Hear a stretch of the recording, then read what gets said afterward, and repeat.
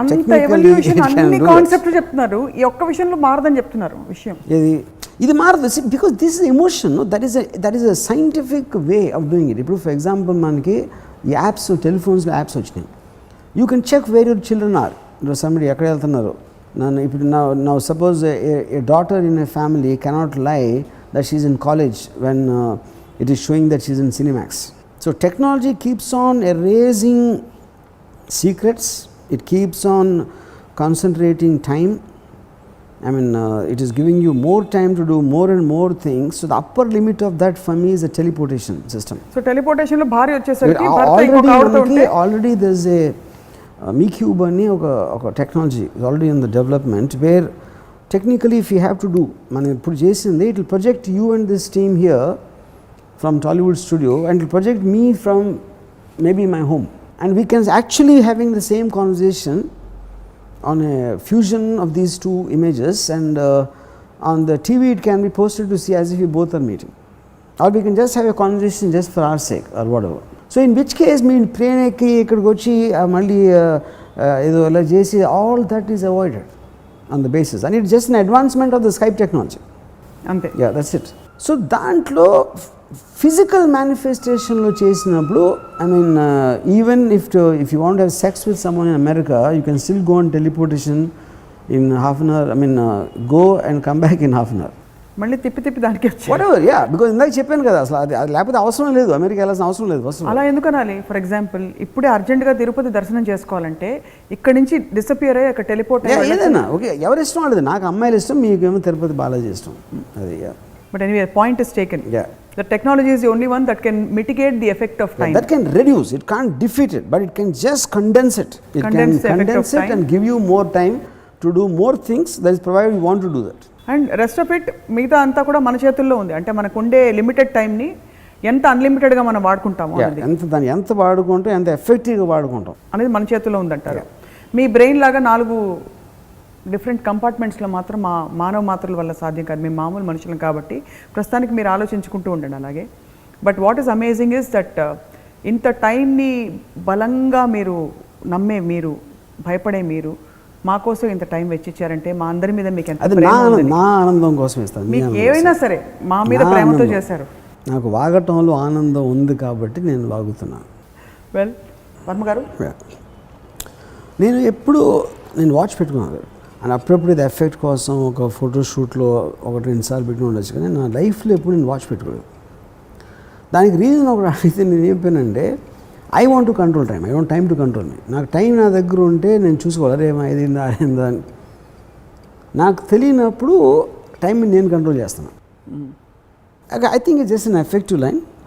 But times importance ఏంటంటే నాకు ఒక dead line. It is like always creating మనకు ఒక లిమిటేషను, ఒక డెడ్ లైన్ క్రియేట్ చేస్తుంది. అంటే పాయింట్ ఇప్పుడు for example that's only thing which is definitely going away. మిగతా వస్తూ ఉంటాయి పోతూ ఉంటాయి, మనీ అవ్వచ్చు, పేరు అవ్వచ్చు, లేకపోతే రకరకాల రిలేషన్షిప్స్లో ఉన్న ఆస్పెక్ట్స్ అవ్వచ్చు. టైం ఒక్కటే కంటిన్యూస్గా వెళ్ళిపోతూ ఉంటుంది మన లైఫ్ నుంచి. సో ఆటోమేటిక్గా it goes without saying that అది ఉన్నంత వరకు దాంతో మనం ఏమి చేయాలి, ఉన్న టైంలో మనం ఏమి చేయాలి అనేది ఒక చాలా ప్రైమరీ మోటివేషన్ అవ్వాలి లైఫ్లో. సో అప్పుడు వేస్టేజ్ ఆఫ్ టైం వేస్ట్ అని ఒక మాట వింటాం మనం, టైంకి అయిపోవాలి అని ఒక మాట వింటాం, ఇంకా టైం ఎంత ఉంది అని వింటాం. So I think everything is actually measured by that, everything in our life. అంటే మనకి కాన్షియస్గా తెలిసిన దానికన్నా సబ్కాన్షియస్గా and in every which way దాని ఎఫెక్ట్ మనం ఊహించిన దానికన్నా ఎక్కువ ఉంటుంది. టైం విలువ లేకపోతే టైం ఇంపార్టెన్స్ ఎంతమంది గ్రహిస్తారనుకుంటున్నారు ప్రపంచంలో? అది గ్రహించడానికి ఫస్ట్ ఆఫ్ ఆల్ ఆ టైంలో మనం ఏం చేయాలి అని ఒక అవగాహన ఉండాలి. అంటే ఫర్ ఎగ్జాంపుల్ నేను చెప్తున్నాను, ఒక 5 ఏళ్ళు నేను ఇంజనీరింగ్ చేయాలి, 5 ఏళ్ళు టైం ఇచ్చాను ఇంజనీరింగ్ చదవడానికి.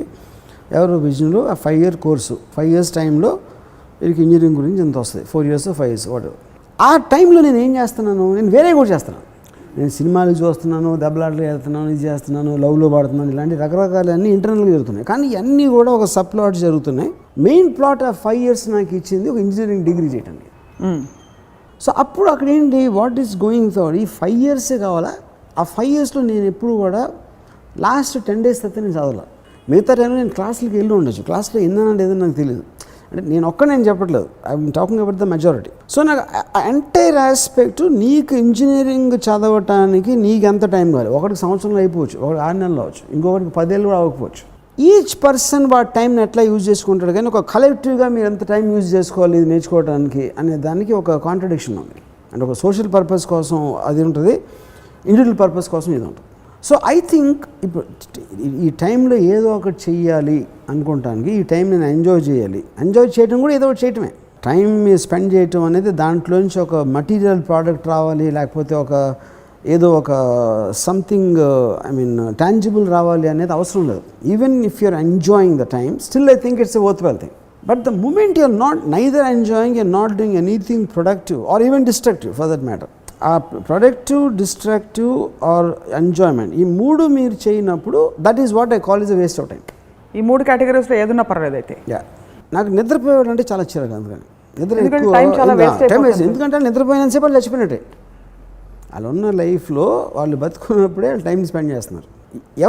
ఎవరు మ్యాక్సిమం ఎక్కువ నిద్రపోతారో అంతసేపు వాళ్ళు ఆలోచి చచ్చిపోయినారు. సపోజ్ నేను ఇప్పుడు స్కూల్లో ఉన్నాను, నేను తర్వాత ఏం చేయాలన్న లైఫ్లో చచ్చినట్టు 10వ తరగతి పాస్ అవ్వాలి, హిస్టరీ సివిక్స్ చదువుకుని తీరాలి. సో మీరు అన్నారు కదా రేప్ ఈజ్ ఇన్ఎవిటబుల్ ఎంజాయ్, చాలా మంది ఎంజాయ్ చేయరు. అక్కడ కష్టపడుతున్నట్టే అనిపిస్తుంది, లేకపోతే దాని రేప్లా అనిపిస్తుంది, ఇంకోలా అనిపిస్తుంది. అది ఎంజాయ్ చేయడం బెటరా, దాన్ని పక్కన పెట్టేసి today I declare my freedom, I wear the consequences అనుకోవడం బెటరా? Practically I asking. Both of them are equal నా ఒపీనియన్లో. See the point is you can take a call, నన్ను చంపుతాడా, నేనే వాడిని చంపుతా, ఎవడరా నేను గన్ను తీసుకుని నేను ఇటువంటి చూడొచ్చు, లేదా అలాంటి కెపాసిటీ నాకు లేదు, ఇది ఇలా చూద్దాం నేను అనుకోవచ్చు. అలా రకరకాల మనుషులు వేరేగా రియాక్ట్ అవ్వచ్చు. And all of them are right as long as they trying to look at it in a positive way. That is what I'm trying to say. ఇప్పుడు హార్డ్ వర్క్కి నాకు వెరీ సింపుల్ డెఫినేషన్, మీరు చేసే పని మీకు నచ్చక చెయ్యాలరా, చెయ్యక తప్పదు అనే మైండ్ స్టేట్లో చేయటానికి, దాన్ని ఎంజాయ్ చేస్తా చేయటానికి ఉన్న ప్రైమరీ డిఫరెన్స్ ఒకటి నేను మాట్లాడుతాను. సో ఒకవేళ అలాంటి స్థితికి నేను వచ్చాను అనుకోండి, నేను కానీ మా సుధాకర్ గారు కానీ ఎవరో, సో ఏం చేయాలి అంటే, ఫర్ ఎగ్జాంపుల్ ఏదో ఒక షాప్ పెట్టుకున్నాం, కిరాణా షాపు, ఒక 4 ఏళ్ళాక బోర్ కొట్టేసింది, నేనేమిటి అసలు నాకు చిప్స్ ప్యాకెట్ అమ్ముకుంటూ నాకు బోర్ కొడుతుంది, ఏం చేయాలి? అప్పుడు షాప్ మూసుకుని వెళ్ళిపోవాలా, నెక్స్ట్ ఏం చేయాలో ఆలోచించాలా ప్రాక్టికల్గా? ఒకటి, మీరు చేస్తున్న వర్క్ నుంచి మీకు వేరే వర్క్ మీద మీకు ఇంట్రెస్ట్ కలిగినప్పుడు ఆ కంపాటివ్ లెవెల్లో మీరు తీసుకుని, ఉదాహరణకి నేను వీడియో లైబ్రరీ పెట్టిన తర్వాత I was financially well of. అప్పుడు నేను సినిమాలో డైరెక్షన్ ఛాన్స్ కోసం నా ఆబ్జెక్టివ్ ఉంది కాబట్టి దీనిని పక్కన పడేసి I went in to that. అది అయిపోయిన తర్వాత I wanted to do Hindi or I want do some kind of film. So I want to meet some people. ఇలాగా కంటిన్యూస్గా నాకు రేపు ఇది కావాలి, ఎల్లుండి అది కావాలి, అవతల ఎల్లుండి ఆ వర్క్ అయిపోయిన తర్వాత నా మైండ్ ఇంకో దాని దగ్గరికి వెళ్తుంది. మీ మైండ్ యాక్టివ్గా ఉన్నప్పుడు బోర్డమ్ అనే మాట రాదు అసలు. బోర్డమ్ ఎవరికి వస్తుంది? మైండ్ స్టాగ్నెంట్ అయినప్పుడు వస్తుంది. మీరు చిప్స్ ప్యాకెట్లు అమ్ముతున్నారు, వస్తున్నారు, డబ్బులు ఇస్తున్నారు, అయిపోయింది. అది ఒక రెగ్యులర్ ఒక మెకానికల్ యాక్టివిటీ అయిపోయిన తర్వాత మీకు మీ మైండ్ యాక్టివేట్ అవ్వడానికి మీకు వేరే దాని మీద ఒక ఇంట్రెస్ట్ జనరేట్ అవ్వాలి. ఇంట్రెస్ట్ జనరేట్ అయినప్పుడు ఆటోమేటిక్గా మీ మైండ్లోనే మీకు కంపారిజన్ వస్తుంది. ఇది బెటరా, నాకు చిప్స్ అమ్ముకోవడం బెటరా, అది చేయడం బెటరా అనే ఒక థాట్ వస్తుంది. అప్పుడు చిప్స్ అని అమ్మటం ఆపేసి దాంట్లోకి వెళ్తే నా పరిస్థితి ఏంటి, ఒకవేళ అది వర్కౌట్ అవ్వకపోతే నేను ఇక్కడ ఉన్నదాన్ని వదిలేస్తున్నానా, కానీ అది వర్కౌట్ అయితే నాకు చిప్స్ అమ్మటం కన్నా ఎక్కువ ప్లెజర్ వస్తుంది, అందుకని నేను ఆ డెసిషన్ తీసుకోవాలా. అది that is what I'm saying, you're facing the consequence of a decision. లేదు ఈ చిప్స్ నాకు బోర్ కొడుతుంది, కానీ ఇది లేకపోతే నాకు రేపు పొద్దున్న డబ్బు లేకపోతే నా పరిస్థితి, నా ఫ్యామిలీ పరిస్థితి ఏంటి, అండ్ నా లైఫ్ అంతా చిప్స్ అమ్ముతాను అనేది ఒక డెసిషన్. అప్పుడు మీరు బోర్ కొడుతున్నా, అది చిరాకు పడుతున్నా, అది కష్టపడటం అవుతుంది, అది హార్డ్ వర్క్ అవుతుంది. సో అయితే మీరు అనేది ఏంటంటే మీ యాక్చువల్ సిచ్యువేషన్కి మీరు ఉండాలనుకున్న సిచ్యువేషన్కి మధ్య గ్యాప్ ఉండకూడదు. If there is no gap, whatever it be, అంటే నాకు రోజు ఇల్లు తోడవడం ఇష్టం, ఐఎమ్ డూయింగ్ ఇట్, ఇష్టంగా చేస్తే పర్ఫెక్ట్. అది బికాజ్ ఇట్స్ మెంటల్ స్టేట్. అది మీరు చేసిన పని ఇల్లు తుడిచేది నేను కేర్ చేయకపోవచ్చు, కానీ మీకెందుకో మీకు ప్లెజర్ వస్తుంది అది, you know. So it is your own mind which should perceive the happiness. మీరు చేసేది మీకే నచ్చినప్పుడు, బోర్ కొట్టినప్పుడు, ఇంట్రెస్ట్ లేకుండా చేసినప్పుడు, that comes under hard work for me. So this hard work is almost like it's sounding like it's a cynical way of looking at life. Yeah, it's a very depressing way of life. Yes, and it is you are feeling a low, and all these people, మనకు మొహాలు చూస్తే తెలిసిపోతున్నారు. Just to see the face I know that. So one thing, చాలా మంది ఫిలాసఫీలు చెప్పారు, dare to dream, fly because wings are yours, ఇలాంటివన్నీ కొటేషన్లు ఫేస్బుక్లో కూడా చూస్తుంటాం. వాటికి అర్థం పర్థం హౌ టు అప్లై అనేవి ఉండదు. కానీ రామోయిజంలో మీరు ఎప్పుడు ప్రాక్టికల్గా you the most practical person I have seen or many have seen. కాబట్టి ఈ ఫిలాసఫీ ఏదైతే ఉందో ఏ స్టేజ్ నుంచి అప్లై చేయడం మొదలు పెట్టాలి, లేకపోతే how do you start integrating, do you start questioning first? Yeah, questioning is the only way. Like I was mentioning Ayn Rand's thing, ఎప్పుడైతే ఇఫ్ యు ఆర్, ఇప్పుడు ఫర్ ఎగ్జాంపుల్ ఇఫ్ మా grand mother God గురించి, God అంటే ఏంటి God అంటే ఏంటి అని అడగటంలో ఒక ఆస్పెక్ట్ ఉంటుంది హ్యూమన్ బీయింగ్కి. ఓ దేవుణ్ణి దండం పెడితే మనకి మార్కులు వచ్చేస్తాయి అన్నమాట అని పెట్టేసింది అక్కడ. అంటే ఎవరేం చెప్తే అది వినేసి ఒక గొర్రెల మందలా ఫాలో అయిపోయేవాళ్ళు ఈ ట్రాప్లో పడతారు, ఈ కష్టపడే ట్రాప్లో. Anybody who questions will understand for himself. అప్పుడు అది అబ్జార్బ్ చేసుకుంటారు, ఏంటి అసలు ఇది చెప్పేది అది చెప్పేదని. అబ్జార్బ్ చేసుకున్న దానికి బ్లైండ్గా ఫాలో అవ్వడానికి difference. For more videos, please subscribe to iDream. Hi, this is Sai Kripa, Strength Coach. For more videos, please subscribe to iDream. And more videos, please subscribe to iDream Media. Hi, I'm Sirisha Reddy, fashion designer. Please subscribe to iDream Media. For more videos, please subscribe iDream Media. Please do subscribe to iDream. Hello అందరికీ నమస్కారం, నేను మీ Getup Srinu. Please subscribe to iDream Media. iDream అంటే నా కళల ఛానల్ను subscribe చేసుకున్న నోరు తిరుగుతలేదు, మీరైతే గంట గుర్తు కొట్టండి.